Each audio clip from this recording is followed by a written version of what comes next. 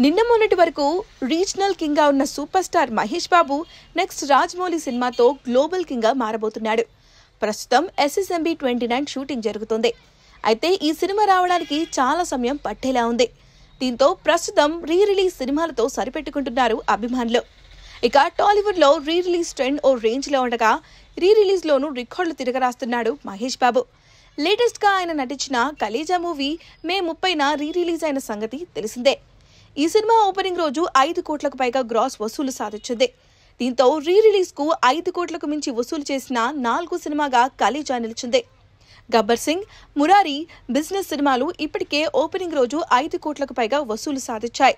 ఇప్పుడు ఆ లిస్ట్ లో కలేజా సినిమా కూడా చేరిపోయింది. అయితే గబ్బర్ సింగ్ సినిమానే డే 1 కలెక్షన్ లో టాప్ లో కొనసాగుతుంది.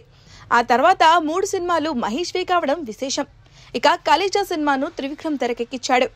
అతడు కాంబో తర్వాత వచ్చిన సినిమా కావడంతో కలేజాపై భారీ ఆశలు పెట్టుకున్నారు అభిమానులు. కానీ థియేటర్లో ఈ సినిమా ఫ్లాప్ అయ్యింది. అయితే బుల్లితెరపై మాత్రం హిట్ అయింది. ఈ సినిమాకు కల్ట్ ఫ్యాన్ బేస్ ఉంది. అందుకే ఇప్పుడు రీ రిలీజ్ చేశారు.